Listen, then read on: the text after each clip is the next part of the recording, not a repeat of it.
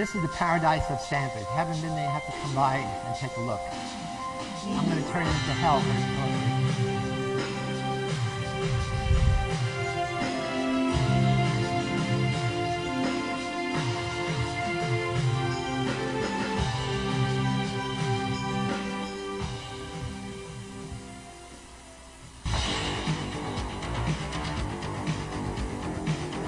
They did not expect the city police to do a very realistic arrest.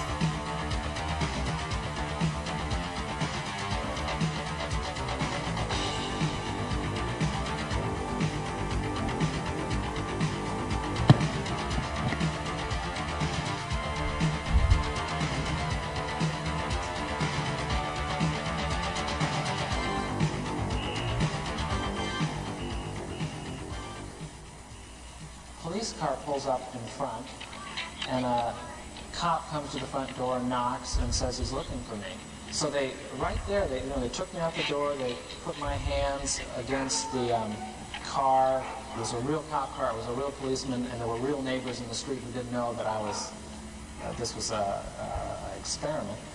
And there was cameras all around, and neighbors all around. They put me in the car. Then they drove me around Palo Alto. They took me to the police station, the basement of the police station.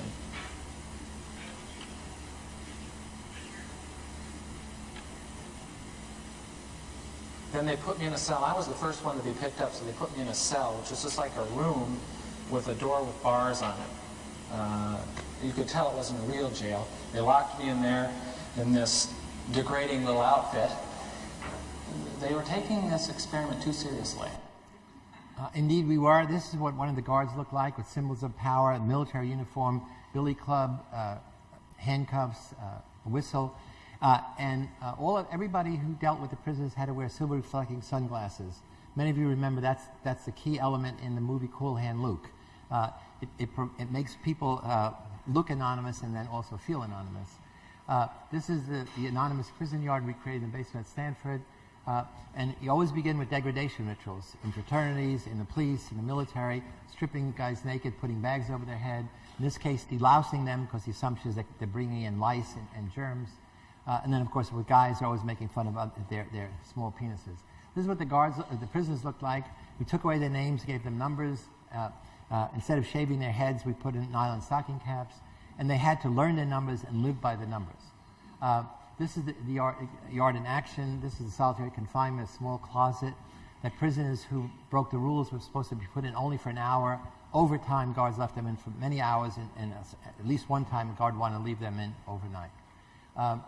It began the way you saw in the Abu Ghraib pictures, the guy actually doing push-ups and jumping jacks, and like fraternities do, and all kind of hazing.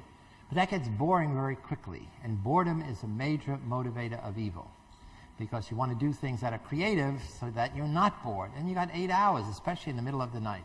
That's really long. So every day they thought of something more creative. I limited physical violence. I didn't limit psychological violence. On the second day, the prisoners revolted against this. This is 1971. These are anti-war activists, civil rights activists.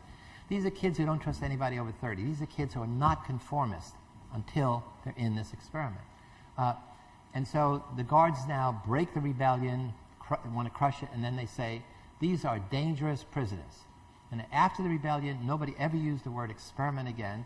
They start having to do humiliating tasks, cleaning toilet bowls out with their bare hands, taking their blankets and putting them in dirt, in nettles, that they had to spend hours cleaning out. So always stripping them naked. That's the first act of dehumanization that we saw over and over again. And then sexually degrading them in various ways I can describe in a minute. So, and whenever the prisoners left the yard to go to the toilet, or in this case they're going to the parole board hearing, they put bags over their heads and chain their feet together. The kid you saw, who was the first prisoner to get arrested, 8612, was the first one to break down in 36 hours. That was one of the jokes on the Jon Stewart show. Say 36 hours. I said, yeah, we were counting in minutes. For 36 hours, counting in minutes is a really long time if you're a prisoner. And because he was the ringleader of rebellion, the guards worked to crush him, and they did.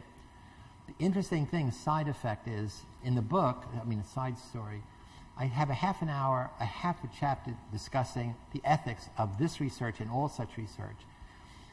And the ethics of this research, the relative ethics are, what is the relative cost or pain to the subjects and the relative gain to science and society? And I argue that's a bad equation, because the pain is real and immediate.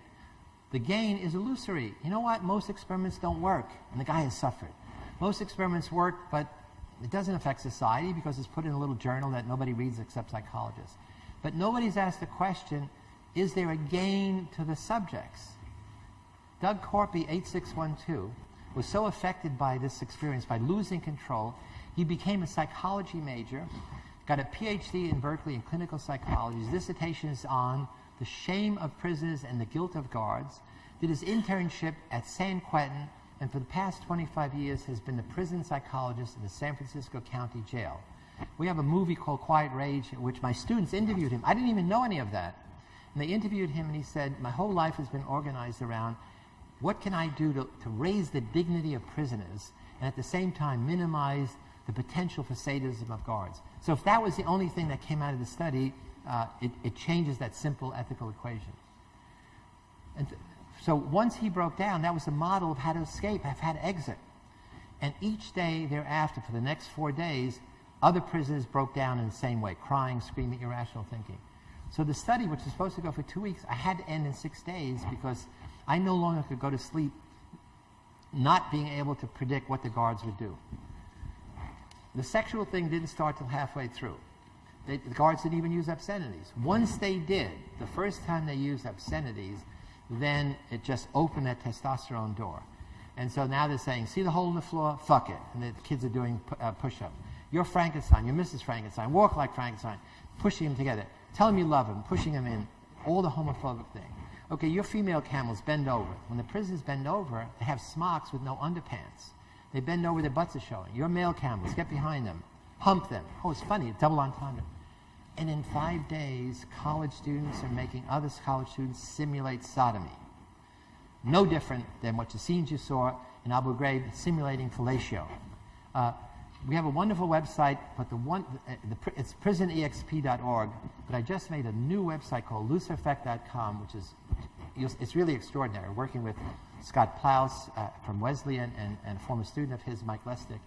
It has everything about the book, everything about the Stanford Prison Study, everything about me, and whole new things about heroism, about evil, about dehumanization. And of course, it's all downloadable and all free. But what's the real world parallels? Again, you know, it's a prison in a basement. What does this have to do with anything? Well, the day after the study ended, George Jackson and other prisoners were escaping from San Quentin, were murdered, apparently by the guards, but not until they killed a number of guards and informers. 3 weeks later, there's a riot at Attica, which started as in honor of George Jackson, and in that riot, 9 hostages, which were guards and workers in the prison, and 28 cons, or prisoners, died because Governor Nelson Rockefeller, instead of negotiating, instead of dealing with the confrontation, he ordered the National Guard to come in and open fire. And they killed other guards, they killed guards, and they killed workers, and 28 prisoners. And the prisoners that remained, they beat the shit out of. So that's one parallel. Look at this. And here's that visual parallel that struck me, back in 2004. This is Guantanamo. They've run out of paper bags, or they're trying to recycle, so they use sandbag covers. This guy in the corner can't even look. It's so horrible. Here they also use not only sensory deprivation, but sensory overload. They blast white noise or loud music in their ears, and if you talk, then they lower it or take it away. And this is a cartoon about how to make torture work.